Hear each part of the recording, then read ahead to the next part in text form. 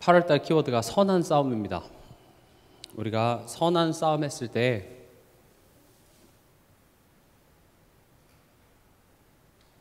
우리는 자꾸 세상과의 싸움, 또 사람과의 싸움, 현실과의 어떤 그런 싸움을 자꾸 생각합니다. 그러나 우리가 싸워야 될 싸움은요, 하나님이 원하시는 한 사람이 되는 싸움을 싸우는 겁니다. 우리가 싸워야 될 싸움은 하나님이 원하시는 한 사람이 되는 싸움. 그것을 방해하는 존재가 누굽니까? 사단입니다. 그래서 성경은 이 사단을 어떻게 대적하라고 되어 있습니까? 베드로전서 5장 9절에 믿음을 굳건하게 하여. 어떤 믿음입니까? 하나님이 나를 돌보신다는 사실, 하나님이 나를 사랑한다는 사실, 내가 하나님의 자녀라는 사실, 이 사실을 더욱더 확실하게 붙잡는 것으로 사단을 대적하라. 고함 질러서 될 일이 아닙니다. 떠나가라 막 외쳐서 되는 게 아니라, 외치는 게 필요 없다는 말도 아닙니다. 포인트는 뭐냐? 내가 믿음을 굳건하게 붙잡아야 됩니다. 내가 흔들리지 않는 것이 중요합니다. 그래서 결국 내가 크는 싸움을 싸우는 것이 이번 한 달 우리가 받아야 될 응답이며 우리가 싸워야 될 싸움입니다. 오늘은 이제 자주 묻는 질문들입니다. 제가 사역을 하면서 자주 받는 그런 질문들, 거기에 대해서 이제 오늘은 답을 하는 시간인데, 오늘의 질문은 뭐냐? 공공장소에서 전도하는 사람들, 여기에 대해서 질문이 많이 받습니다. 특히 뭐 이제 신앙생활 오래 하신 분들이야 뭐 상관없겠지만, 교회 이렇게 나왔다가 안 나왔다 이런 분들이 이제 이런 부분들에 대해서 이제 질문을 많이 하십니다. 공공장소, 즉 이게 노방 전도죠. 이게 맞습니까? 여러분들도 그런 분들 본 적 있죠? 지하철이나 뭐 역전이나. 저도 이제 명동 안 가본 지 오래됐는데, 예전에 이렇게 명동 가면은요, 거기 이렇게 시뻘건 십자가 들고 다니면서 이렇게 돌아다니시는 분들이 있어요. 예수 전국 뭐 불신 지옥하고, 역전에 딱 나가면은 예수 안 믿으면 얼마나 뜨거운 불에 막 죽게 되는지 막 그림으로 그려놓고. 그러니까 이제 안 믿는 사람들 같은 경우 이제 그런 것들을 보면 와 좋다 이렇게 느껴지진 않죠. 뭔가 좀 불편하고 소음 공해인 것 같고. 그러니까 이제 크리스천인 우리들이 보기에도 참 좋다, 감사하다 이런 느낌보다는 저렇게까지 해야 되나 이런 생각이 들기도 하죠. 그래서 오늘은 이 질문들을 많이 받기 때문에 여기에 대해서 좀 얘기를 해보려고 합니다. 여러분들이 이제 구역 식구들끼리 모이거나 또 이렇게 교회 안에서 이렇게 여러분들이 좀 대화가 되시는 분들끼리 이번 한 주간 동안 이런 거에 대해서 한번 얘기해 보시면 좋습니다. 결국 포인트는 뭐냐면 넌 전도가 뭐라고 생각해? 뭐가 어떻게 하는 게 전도지? 여기에 대해서 생각해 보는 거거든요. 이 질문을 가지고. 그러니까 저는 이제 이 노방 전도를 옳다 그르다, 맞다 틀리다 이걸 평가하기보다는 이것을 통하여서 우리가 무엇인가 생각해 볼 수 있고 배울 수 있는 게 전 더 중요하다고 생각합니다.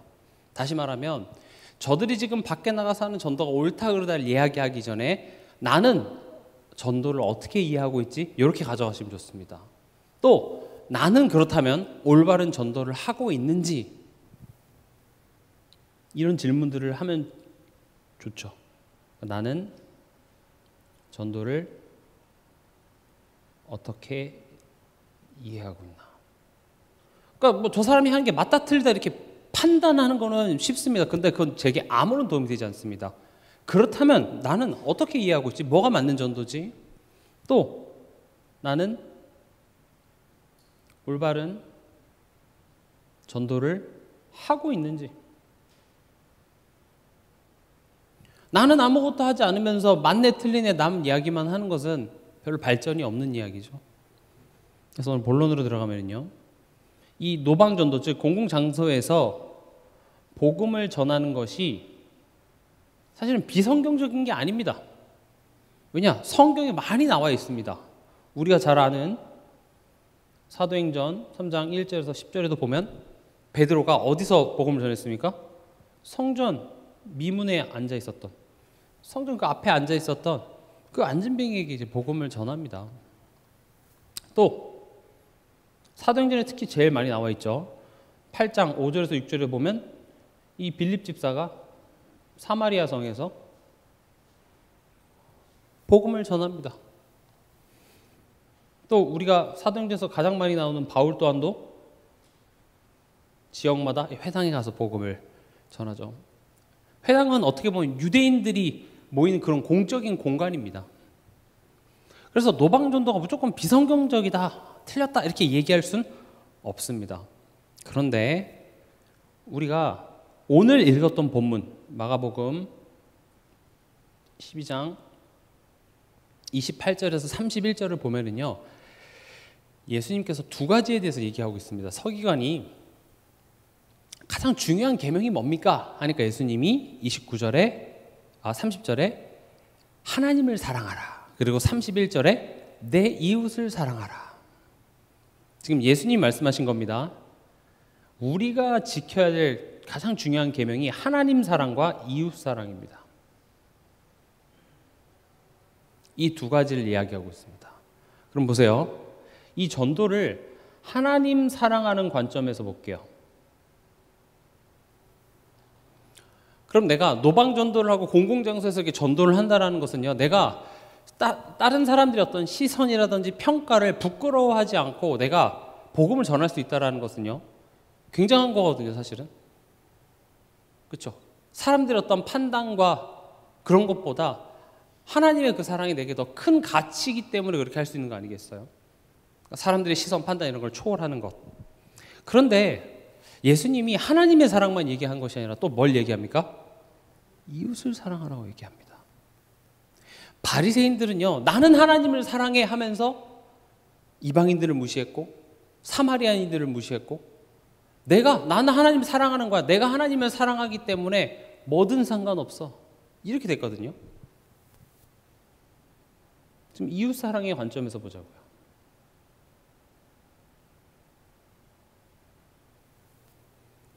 예수님 뭐라고 했습니까? 내 이웃을 네 자신과 같이 사랑하라 그랬습니다. 그럼 내가 하나님을 사랑하고 내가 하나님의 진심인 것을, 그건 좋습니다. 근데 그것을 표현하기 위해서 내가 또 다른 사람에게 만약에 피해를 주고 있다면 그게 과연 올바른 전도일까? 라는 부분에 있어서는 우리가 생각해 볼 만하겠죠. 성경이 말하는 전도는요, 하나님을 사랑하고 동시에 이웃을 사랑하라고 얘기하고 있습니다.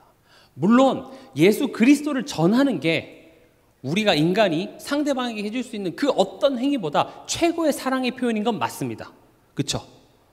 내가 따뜻한 말 한마디 해주고 내가 밥 사주고 좋지만 그 사단의 소나기에서 벗어날 수 있도록 거기서 해방시켜줄 수 있는 복음을 선포하는 것이 최고의 사랑인 건 맞습니다만은, 이따 뒤에서도 얘기하겠지만 전도라는 것이 애초에 내가 설득하고 막 이렇게 해서 되는 게 전도가 아니거든요. 그렇잖아요. 내가 믿었기 때문에 하나님 자녀 됐습니까? 아니죠. 하나님께서 내게 믿음을 주셨고 내게 복음을 전파할 자를 내게 보내주셨어요. 하나님의 섭리 속에서 내가 복음을 듣게 되고 하나님의 자녀가 되는 것처럼, 또 다른 사람이 복음을 듣는 것 또한도 하나님의 그 섭리 속에서 되어지는 겁니다. 복음을 전해야 되지만 제가 그런 얘기도 했죠. 띵동 벨이 울리니까 누구세요? 하니까 택배가 왔대요. 택배하고 문 여니까 천국에서 택배가 왔습니다 하고 문 사이에 발을 딱 끼고, 그러니까 확 짜증이 나는 거예요. 왜 거짓말을 하냐. 또 길 가다가 설문조사 이런 거 해달라고 해서 해줬더니 나중에 보니까 이렇게 또 복음 전화. 저도 이제 그 강남역에서 그런 경험이 있습니다. 약속이 있어서 급하게 가고 있는데 어떤 사람이 와가지고 뭐 어디 길을 알려달라는 거예요. 그래서 저도 뭐 강남 그쪽 지를 잘 모르니까 핸드폰을 켜가지고 열심히 그거를 이제 네이버에 검색해서 알려주니까 그걸 찾고 있는데 참 선해 보이세요. 그러는 거예요. 얼굴이 선해 보인다고. 그래서 순간 내가 지금 시간이 없는데 지금 너 도와주려고 하고 있는데 도를 아십니까? 인 거죠. 확 나가지고 제가 위아래로 한번 훑어보고 갔어요. 그러니까 내가 하나님, 예수님은 믿겠는데 그 예수 믿는 사람들의 삶이나 그 전도하는 사람의 그 표독스러운 모습을 보면 예수 믿기가 싫다고 얘기를 합니다. 그런 얘기 참 많이 들어요. 그러니까 우리가 내가 하나님에 대한 어떤 그런 사랑, 진심은 알겠어요. 좋아요. 근데 그것을 내가 그걸 나타내기 위해서 상대방이 지금 그 감정이라든지 지금 상대방에게 피해를 주면서 우리는 지금 그런 걸 너무 많이 하고 있다 보니까 그게 오해가 되어져 있다는 거죠. 성경을 보면은요, 성경에서도요, 상대방이 듣고 싶지 않은데 막 억지로 밀어붙이고 협박해서 그런 전도는 나와 있지 않습니다. 바울도요, 지역에 가면서 회당에 들어갔습니다. 왜 회당에 들어갔습니까? 회당이라는 곳은요, 애초에 거기서 성경을 가지고 토론하고 이야기하는 곳이 회당입니다. 그래서 사람들이 회당에 갔을 때는 거기서 내가 하나님에 대한, 성경에 대한 이야기를 들을 거를 예상하고 가기 때문에 거기서 복음 전하는 것이 나와 의견이 안 맞을 수 있지만 그 행위 자체가 그 사람들한테는 피해가 되는 게 아니에요. 베드로도 성전 미문에 앉아있는 그 앉은 뱅이에게 얘기를 했지, 거기서 성전 미문을 막고 이거 예수 안 믿으면 못 들어가면서 이렇게 안 했거든요.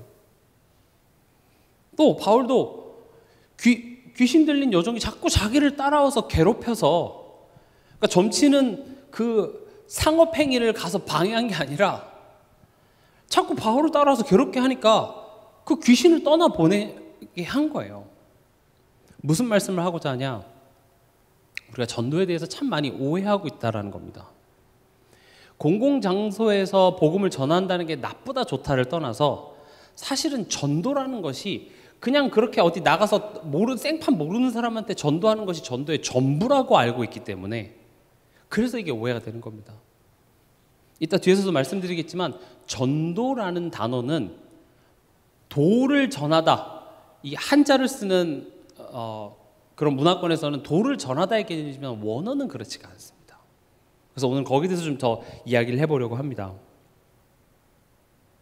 그럼 보세요. 이런 오해가 자꾸 생기는 이유는요, 전도에 대한 3번이죠. 이거 3번. 전도에 대한 오해 때문에 그렇습니다.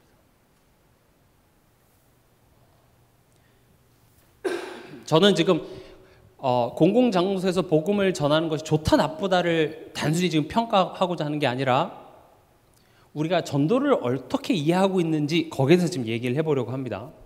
전도는요, 아까 제가 앞서 설명했던 것처럼 사람의 말로 어떤 강요로 설득되는 게 아닙니다.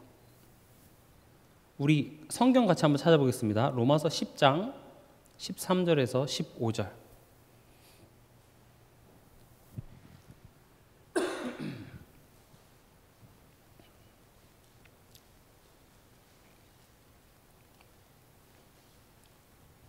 같이 읽겠습니다. 누구든지 주의 이름을 부르는 자는 구원을 받으리라. 그런즉 그들이 믿지 아니하는 일을 어찌 부르리요? 듣지도 못한 일을 어찌 믿으리요? 전파하는 자가 없이 어찌 들으리요? 보내심을 받지 아니하였으면 어찌 전파하리요? 기록된 바 아름답도다 좋은 소식을 전하는 자들의 발휘함과 같으니라. 지금 이 내용이 무엇을 얘기를 하냐면요, 주의 이름을 부르면 구원을 받는데요. 근데 믿지 않으면 어떻게 부르니? 또 그것을 알려주는 사람이 없으면 어떻게 내가 그것을 알 수 있겠냐는 거죠. 그리고 그걸 전달해주는 사람을 누군가가 보내지 않았으면 어떻게 전파했겠냐는 거예요. 결국 이 말은 무슨 말이냐? 하나님께서 복음 들을 자에게 복음 줄 자를 보냈기 때문에 너가 믿게 됐다, 이 말입니다. 원인이 뭐라는 거예요? 하나님이에요. 하나님이 여러분들에게 복음 전해줄 자를 보내주셨기 때문에 여러분들이 들을 수 있었고, 들었기 때문에 믿을 수 있고, 믿었기 때문에 내가 고백할 수 있었다. 지금 이 얘기를 하는 거거든요. 전도라는 것은 사람의 설득과 강요로 되어지는 게 아니라, 비위를 맞춰서 우리 교회 한번 와봐 해서 되는 게 아니라, 하나님께서 이 복음 들을 자를 위하여서 복음 전해줄 자를 예비해 두시더라고요.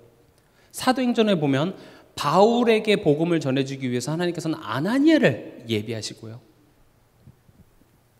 하나님께서는 다윗에게 기름 붓기 위해서 사무엘을 예비하시고요, 하나님께서 이렇게 예비를 하십니다.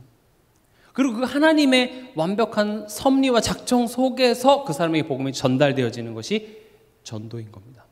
그래서 전도라는 것은 애초에 주체가 사람이 아닌 누굽니까? 하나님이 전도의 주체가 되십니다. 또 사도행전 13장 48절에 보면 이방인들이 듣고 기뻐하여 하나님의 말씀을 찬송하며 영생을 주시기로 작정된 자는 다 믿더라. 이게 구원받은 성도들한테는 굉장히 감사한 내용입니다. 영생 주시기로 작정된 자는 다 믿었대. 그럼 작정된 자가 있다고? 그러면요, 이게 어떻게 들으면 좋지만 하나님 그러면은 되게 공정하지 않으시네. 누구는 선택하고 누구는 선택하지 않았나? 이걸 이제 예정설이라고 합니다.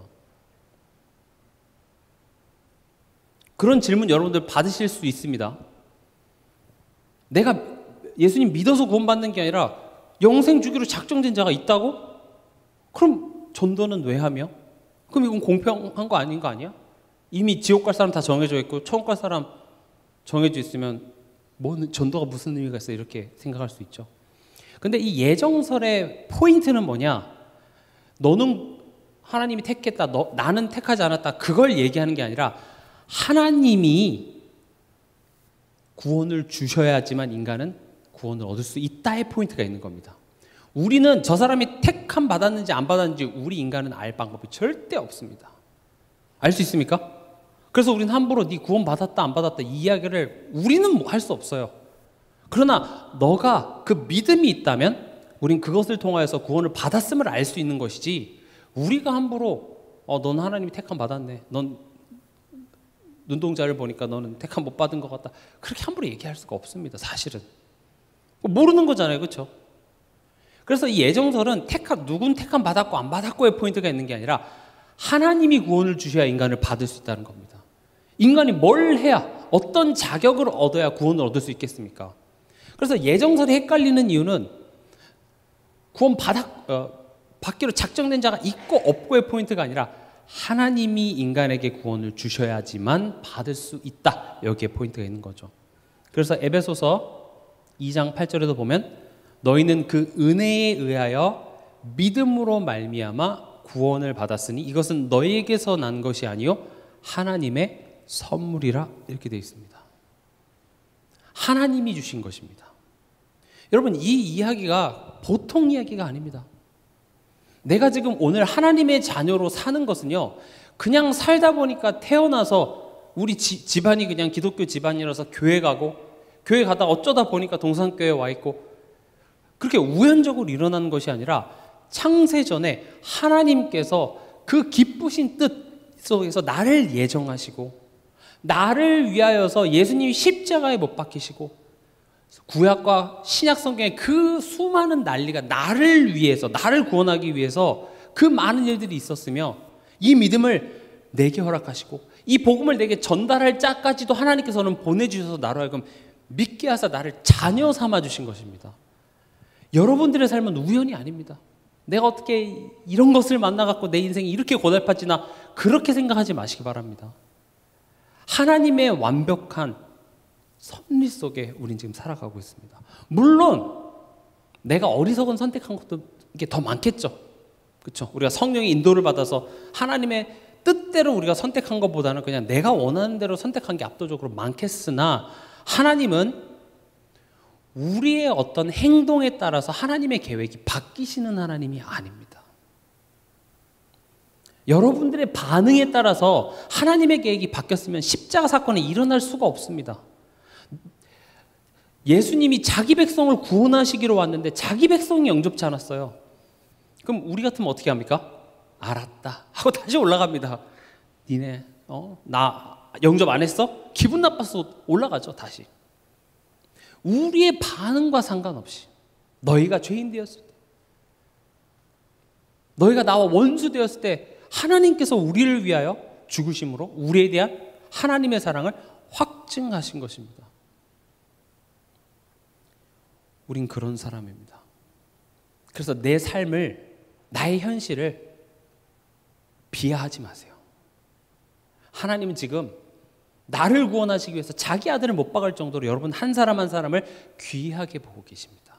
여러분들이 훌륭해서가 아니라 하나님이 여러분들을 귀하다고 여기시고 그 귀한 자녀를 지금 때로는 어려운 상황에 넣었다라는 것은 이것을 통하여서 내 자녀에게 앞으로 올 축복이 압도적으로 크기 때문에 허락하시는 거 아니겠어요? 여러분들이 여러분 자녀가 학교에 가고 뭐 유치원 어렸을 때 유치원 가고 하면 막 가기 싫어하고 막 울고 엄마 아빠 떨어지기 싫다고 해도 막 억지로 보내죠. 왜 그럽니까? 왜 그래요? 유치원 가고 학교 가서 얻을 유익이 훨씬 더 크기 때문에 그런 것들을 감수해내죠. 아이들이 뭐 중학교, 고등학교 시험 공부하고 하면 막 힘들어합니다. 잠 못 자고. 그런데도 그것을 그만하라고 하지 않고 하라고 하는 이유가 뭡니까? 그 고난이, 그 어려움이 내 자녀에게 유익하다는 걸 알기 때문에 학교 때려쳐라 이렇게 얘기하지 않고 힘내. 사과도 깎아주고 주스도 갖다 주고. 근데 여러분 그거 아시나요? 밤에 아이들 공부한다고 피곤할까 봐 주스랑 사과 깎아주면 혈당 스파이크 와서 잠 옵니다. 제일 하면 안 되는 거예요. 오히려 그때 이제 뭐 단백질이라든지 이런 거 물 주고 이래야 되는데, 저도 유학 시절에 아침에 이제 외국 애들은 아침에 이렇게 시리얼 뭐 토스트에다 잼 발라 먹고 그랬잖아요. 그리고 저는 아침에 이렇게 오렌지 주스를 이렇게 한 잔씩 꼭 마셨어요. 그렇게 마시고 가면 그 순간 이제 기분이 좋은데 학교 가면 그렇게 졸려요. 제일 안 좋습니다. 콜라 많이 마시고 안 좋아요. 혈당 스파이크 때문에 졸려요. 그러니까 그런 것만 봐도 우리 딴에는 우리 자녀에게 나는 사랑한다고 하는데 그게 사실은 유익하지 않은 것들을 난 사랑한다고 줬던 것들이 참 많은 거죠. 그런 게 많습니다. 사실은 건강만 해도 그렇고요. 어쨌든 다시 오늘 본문으로 돌아와서 하나님으로부터 시작된 사랑으로 말미암아 그 열매가 납니다. 그것을 여러분들이 계속 들으시면서 나의 현실을 다시 재조명하시기 바랍니다. 다시 봐야 돼요. 내 배우자를 볼 때 다른 눈으로 봐줘야 됩니다. 내 자녀를 볼 때 다른 눈으로 봐줘야 됩니다. 내 현실을 볼 때 다른 눈으로 봐줘야 됩니다. 왜 하나님이 나와 아무런 상관없는 것처럼 지금 내 현실을 바라봅니까? 나는 창세 전에 하나님이 택한 귀한 사람입니다. 하나님이 불꽃 같은 눈동자로 지금 내 인생을 주목하고 계시며 성령이 나와 함께 계셔서 지금 나를 막대기와 지팡이로 인도함을 당하고 있는 나의 인생 속에 만나게 된 나의 배우자입니다. 귀하게 여기시기 바랍니다. 나를 변화시키기 위해서, 나를 자라나게 하기 위해서 하나님께서 허락하신 여정입니다. 그게 믿어지는 만큼 내 배우자가 다르게 보입니다. 내 자녀가 다르게 보입니다. 교회 갔다 집에 왔는데 여전히 게임하고 있고 여전히 자고 있는 내 자녀가 축복의 자녀로 다시 보이게 되는 것이죠. 오늘 다시 전도로 돌아와서요. 이 전도라는 말 자체가 한자로는 도를 전한다 이런 말이죠. 근데 이제 원어는 조금 다릅니다. 원어는요, 뭐 제가 헬라어 이런 거 쓰면 여러분 힘드시니까 복음이라는 말은 기쁜 소식이죠. 그러니까 이 기쁜 복음이라는 단어에서 파생된 게 전도입니다. 쉽게 한번 예를 들어볼게요. 여러분 카톡해 무슨 말인지 아시죠? 카톡해가 무슨 말이에요? 카톡해 이거요 2000년 전에, 그러니까 2000년 되기 전에 카톡해 말하면 무슨 말이야? 이해가 안 돼요. 카톡해가 무슨 말이죠? 카톡이라는 메신저로 나한테 메시지를 보내를 줄여서 우린 카톡해 이렇게 얘기하죠. 그렇잖아요. 카톡이 없었을 시절에는 요즘에 또 카톡해도 안 하죠. 톡해. 그게 무슨 말이에요? 톡 이렇게. 근데 우리 그게 뭔 줄 알잖아요. 그 카톡이라는 명사가 뭐가 된 거예요? 동사가 된 거죠. 카톡을 해라. 그런 것처럼 전도라는 단어도요, 사실은 제가 오늘 그래서 이렇게 말을 표현해 봤습니다. 복음하다. 이런 단어는 없습니다만은 복음해 이 말이에요, 사실은. 저는 이 표현이 더 좋은 것 같거든요. 전도해 하니까 뭔가 도를 전해야 될 것 같은 느낌인데, 원어는요, 이 복음이 복음하다로 파생된 거예요. 쉽게 우리가 이해하기 쉽게 표현하자면. 그리고 세 번째로 우리가 진짜 해야 될 게 뭐냐? 전도보다 복음하다. 복음하시기 바랍니다. 그 말은 복음이라고 소리 내라는 말이 아니라 첫 번째, 복음하다가 무엇인지에 대해서 한번 설명을 해보겠습니다. 결국 이 복음하다가 나중에 보시면 알겠지만 하나님 나라의 일이 됩니다. 첫 번째, 복음하다라는 것은 내가 하나님을 온전히 신뢰하는 자로 변하다. 이게 복음하는 겁니다.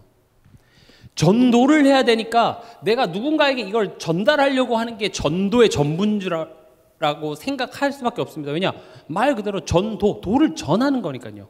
그런데 원어적 개념은 복음하는 겁니다.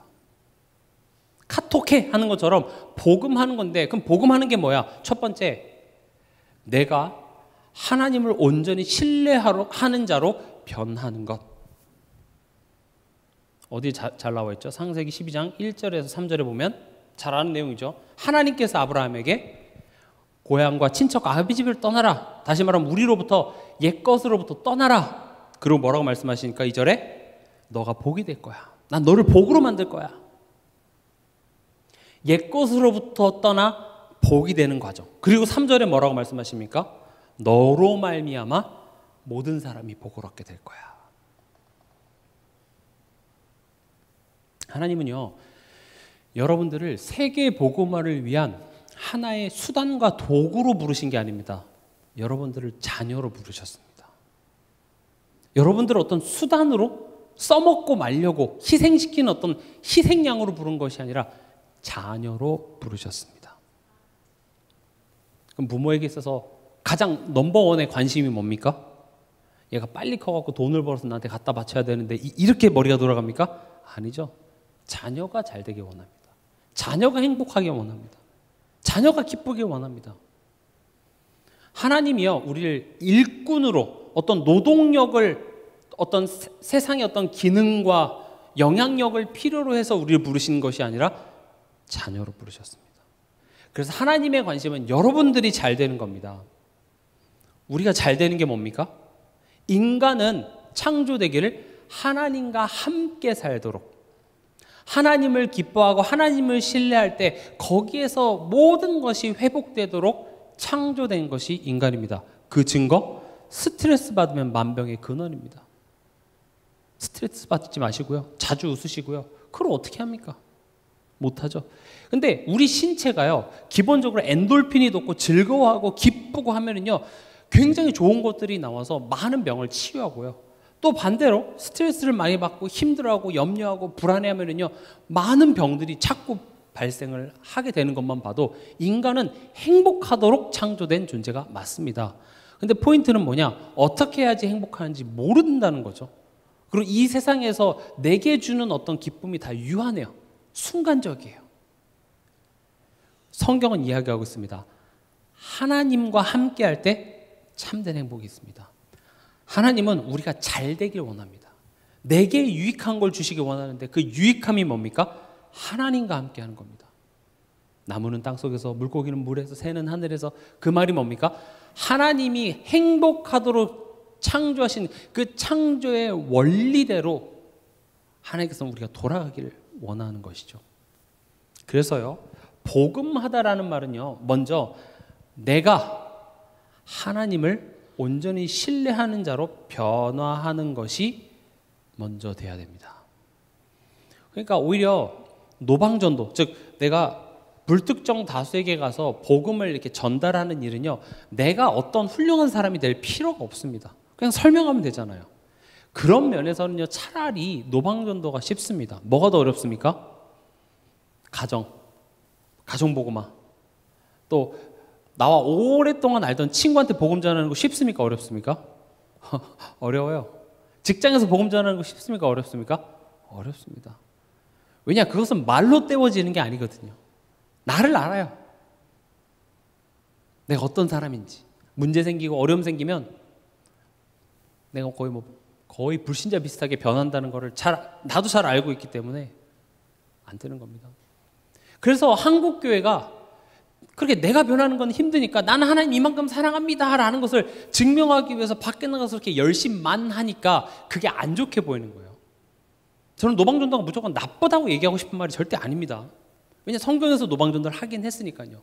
그러나 그게 왜 우리에게 유독 좀 불편하고 표독스럽게 보이는 이유가 뭐냐? 내가 변하지 않고 나는 하나님을 사랑해 라는 것을 혼자서 막 밖에서 고함을 지르면서 증명하고 있기 때문에 그렇습니다. 그런데 정말 하나님을 사랑한다라는 것은 이웃을 사랑하는 것과 같이 가게 되어 있습니다. 성경은 너가 하나님만 사랑하고 독불장군처럼 살아가라는 것이 아니라 이 세상의 빛이 되고 이 세상의 소금이 되는 겁니다. 모든 사람을 살립니다. 어디 성경의 인물들을 보세요. 그 사람이 결국 모든 사람들을 다 회복하고 살리지 그 사람 모든 사람을 멸망하게 한 적은 없습니다.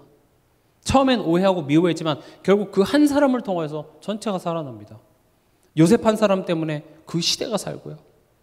처음에 다윗을 시기하고 질투했지만 다니엘을 시기하고 질투했지만 결국 그 다니엘 때문에 나라가 부강해지기도 하고요. 그래서 내가 변하는 시간, 그게 뭡니까? 예배입니다.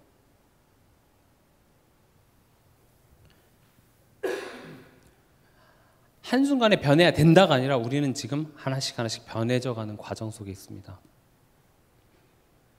그 방법, 그 시간이 바로 예배입니다.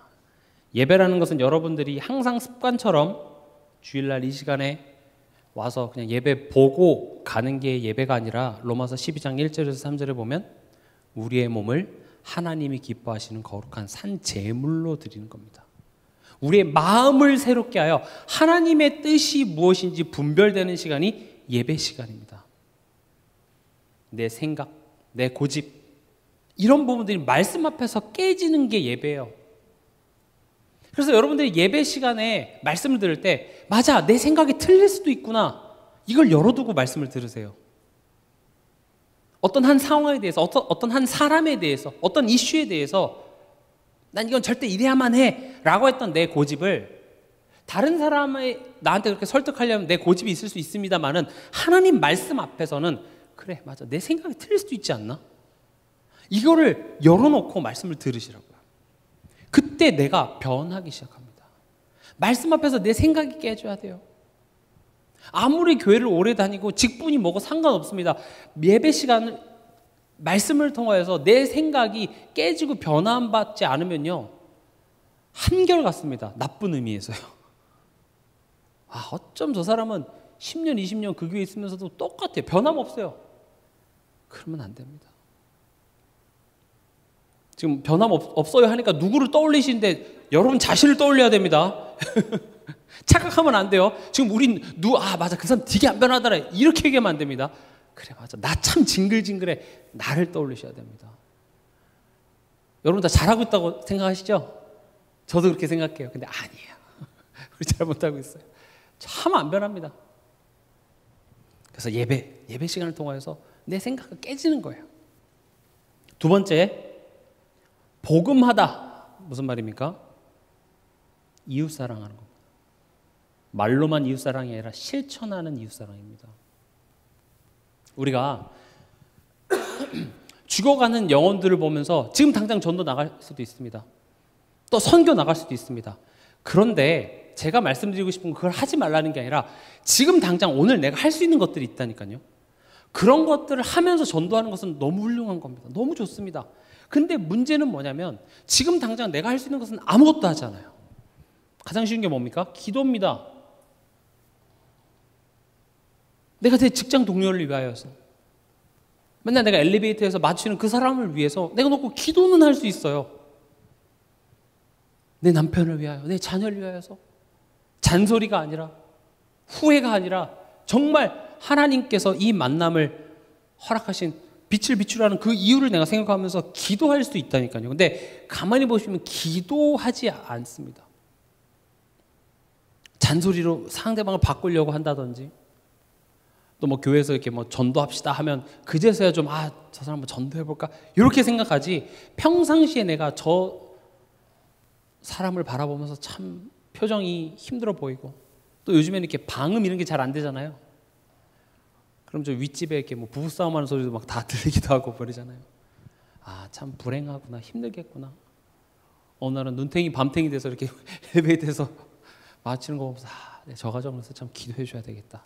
그러면서 실제로 내가 기도할 수 있습니다. 갑자기 평소에 인사도 안 하다가 갑자기 택배 왔습니다 하고 문 띵동 목사님 데리고 가고 말씀 들으세요 하면 당연히 거부 반응이 있죠. 네가 뭔데 갑자기. 그리고 불신자들은요, 예수 믿으세요, 교회 가세요, 천국 가세요 이런 말들이요, 정말로 내가 지금 고민하고 있는 그 문제를 해결해 준다 이런 느낌으로 다가오지 않고요, 그냥 지금 현세도 살기 힘들어 죽겠는데 죽어서 지옥 가지 말고 천국 가라 이 말로밖에 안 들려요. 무슨 무속신앙처럼 예수 믿고 복 받으세요 그런 말처럼 들려요. 우린 그런 의도가 아닌데 예수 믿으세요가 참 막연하게 들립니다. 술 끊으세요 이런 말로 들리고요, 줄리아 놀러 가지 말고 교회 나오세요라는 말로 들려요. 그게 축복이지만 지금 나는 너무 힘들고 나는 너무 막 내가 살고 싶어서 내가 지금 의지하고 있는 것들을 놓으라고 하니까 이게 말이 됩니까? 못 놓죠. 우리가 신앙생활을 막연하게 그냥 큰 것을 이렇게 부황부황 붙잡지 마시고요, 지금 오늘 당장 내가 실천할 수 있는 것부터 실천하시기 바랍니다. 여러분들에게 진짜 이 복음 이것만 알면 되는데 저 사람 너무 안타깝다라는 마음이 생긴다는 것은 축복입니다. 여러분들에게 하나님의 마음이 전달됐기 때문에 일어나는 마음이기 때문에 너무 귀한 것입니다. 그러나 그런 마음들을 가지고 뭔가 대단한 것부터 하려고 하지 말고 지금 내가 할 수 있는 작은 것부터 실천해 보시기 바랍니다.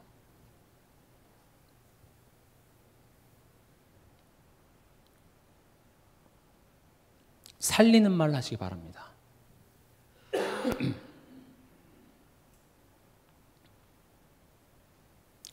옳은 말이 꼭 모든 사람을 살리는 건 아닙니다. 옳은 말이라고 해서 아무 때나 말해도 되는 거 아닙니다. 사회성 떨어지는 사람 특징이 뭡니까? 난 틀린 말 안 해 하면서 계속 이야기를 하는 거예요. 그런 사람은 사회생활 못 합니다. 그렇죠?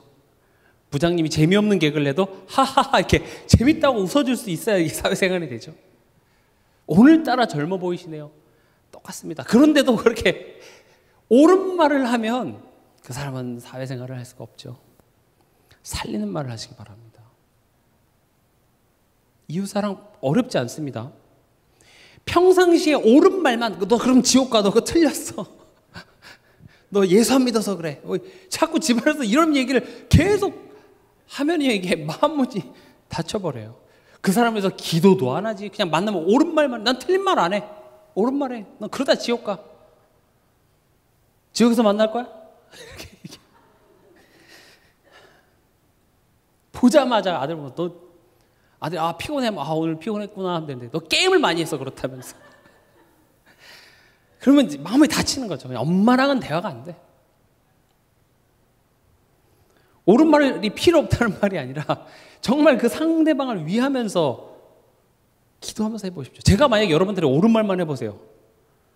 쉬운 예로 여러분들 TV 볼 때 옳은 말만 하는 TV만 보십니까? 아니죠. 과학 채널 뭐 이렇게 건강에 유익한 그것만 보십니까? 아니죠. 드라마 많이 보시죠. 다 옳은 말 아닙니다. 사실 아닙니다. 그런 게 더 재밌잖아요. 여러분도 24시간 말씀 안 들으시잖아요. 옳은 말 듣기 싫다니까요. 마찬가지입니다.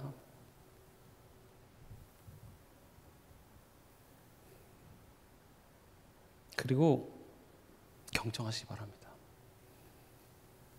지금 제가 되게 기본적인 이야기 하는 것 같은데요. 사실 우리 이런 기본적인 것이 안 되어 있어요. 사단이 역사한 게 아니라 기본이 안 돼서 그렇습니다.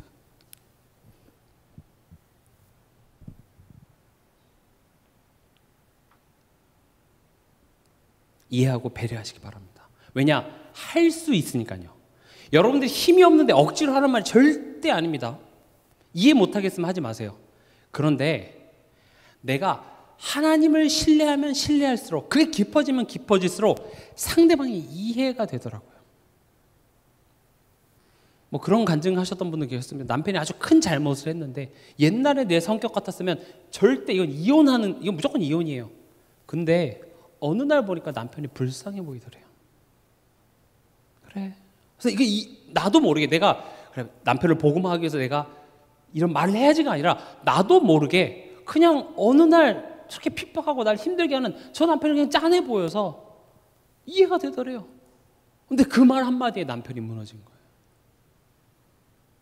이건 억지로 하는 게 아닙니다.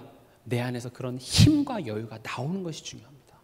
그래서 이게 되기 위해서는요, 먼저 이게 돼야 돼요. 이게 된 만큼 이게 나올 수 있는 겁니다. 그래서 성경에도 보면 하나님과의 관계가 어떤지를 보려면 사람과의 관계를 자꾸 점검하라고 얘기하죠. 그래서 아내한테도 주인에게 하듯, 예수 그리스도 주인에게 하듯 하라.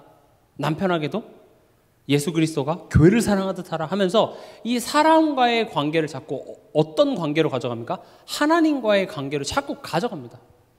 이번 주에 내가 사람과의 어떤 관계 트러블이 많았습니까? 오해가 많았습니까? 그러면 나는 하나님과의 관계를 점검할 때인 겁니다.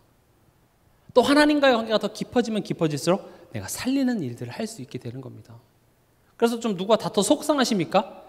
그럼 내가 이해하지 못했네, 내가 살릴 말 못했네 하면서 자책하지 마시고, 아 그래 내가 더 하나님을 더 깊게 신뢰해야 되겠구나. 그래 내가 누군데, 내가 얼마나 귀한 사람인데, 이거를 더 들으면 들을수록 거기서 나오는 힘과 여유가 어떻게 된다고요? 또 다른 사람을 살리는 것으로 연장이 된다, 이것입니다. 세 번째로 복음하다라는 것은 무엇이냐? 말씀 운동을 삶의 현장에서 여시기 바랍니다. 집이 될 수도 있고요, 업이 될 수도 있고요. 실제로 현장에는요, 수많은 사람이 고통 중에 있습니다. 지금 공공장소에서 복음을 전하냐 마냐 이런 거 가지고 싸울 시간도 없는 게 지금 너무 많이 고통당하고 있습니다. 여러분 TV만 켜보십시오. 옛날에는 상상도 할 수 없는 그런 프로그램들이 요즘엔 인기를 끌고 있습니다. 이혼 관련된 것, 또 자녀 관련된 것, 참 죽을 맛입니다. 연예인들 다 공황장애, 우울증. 저도 제가 아는 주변의 사람들만 해도 지금 정신적으로 힘들어하는 사람 굉장히 많습니다. 근데 답이 없어요. 그러니까 이제 그들한테 이제 교회 가자, 예수 믿어, 이런 말이 맞는 말인데 그들은 그걸 다르게 받고 있다는, 다르게 받고 있습니다. 왜냐? 워낙 우리 또한도 무속진앙 비슷하게 믿고 있잖아요. 하나님한테 잘하면 먹고 못하면 벌 받고, 예수 믿으면 천국 가고 안 믿으면 지옥 가고, 그것밖에 없어요. 그러니까 사람들이 그런 것보다는 오히려 뭐에 더 매력 느끼는 줄 아십니까? 불교에서 말하는 마음 다스림, 이런 게 더 마음에 든다니까요. 내 지금 감정을 조절하고 어떤 명상이라든지, 차라리 그냥 어디 자연으로 가면 거기서 그냥 내 속이 조용하니까요, 차라리 그게 편하지 뭐 천국이니 지옥이니 뭐 이런 거 별로 알고 싶어 하지 않습니다. 아니면 아싸리 어떻게 돈 버냐 이런 얘기를 하면 이제 솔깃하겠죠. 근데 결국은 복음 없어 죽어가는 현장입니다. 그런 곳에서 진짜 이 복음의 내용을 전달하기 위해서는요, 말씀 운동입니다. 여러분 가정에서 말씀 운동 시작하시기 바랍니다. 지금 이제 뭐 7, 8월에 여러 가지 행사가 있어서 지금 잠깐 저도 사역을 8월 달에 조금씩 쉬고 있는데 9월 달부터 이제 또 본격적으로 이제 시작이 될 겁니다. 또 여러분들이 매주 하기 부담스러우시면 격주도 괜찮고 2주에 한 번도 괜찮고 한 달에 한 번도 괜찮으니까 여러분들이 저한테 요청하시기 바랍니다. 저는 여러분들이 요청을 해서 안 하면 안 할수록 저는 편합니다. 저는 그 시간에 쉬면 되니까요. 그러나 저를 쉬게 하지 마세요. 자꾸 요청하셔서 하시고, 그래서 제가 실제적으로 어떤 업장이나 이런 데서 말씀 운동을 했는데 거기서 정말로 불신자들에게 복음이 전달해지고 내가 오해하고 있었던 그런 부분들이 풀려서 진짜로 힘 얻는 그런 현장들이 있거든요. 꼭 가시기 바랍니다. 말씀을 맺겠습니다. 오늘 전도에 대해서 이야기를 해봤습니다. 전도라는 것은 단순히 포교하는 활동이 아니라 복음하는 겁니다. 뭘 복음하는 겁니까? 첫 번째, 나를 복음하는 겁니다. 내가 하나님을 온전히 신뢰하는 한 사람으로 변해지는 것. 그리고 그 내가 변하는 과정 속에서 관계, 사람과의 관계 속에서 내가 세상이 줄 수 없는, 세상이 할 수 없는 다른 것들을 하는 것. 그리고 실제적으로 내가 있는 현장, 가정, 여기서 말씀 운동의 장을 펼쳐서 그곳에 갈급한 자, 힘든 자를 초대해서 말씀을 듣게 하는 겁니다. 루디아도 그렇고 성경은 그런 집들이 많이 나오죠. 그런 집들에서 말씀 운동을 하는 것으로 말미암아 결국 로마의 복음화가 된 겁니다. 우린 대단하게 시끄럽게 하자라는 것이 아니라 실제적으로 정말 그들에게 답을 줘야 됩니다. 왜 예수님이 왜 죽으셔야만 하며 왜 고난받으셔야만 했는지에 대한 내용들을 고함질러서 얘기하는 것이 아니라 정말로 진지하게 와서 그들에게 해답을 줄 수 있는 이 말씀 운동, 참된 전도를 우리가 회복해야 되겠습니다. 이번 한 주간도 이 내용을 묵상하시면서 전도의 축복 누리는 한 주간 되시길 주님의 이름으로 축원합니다.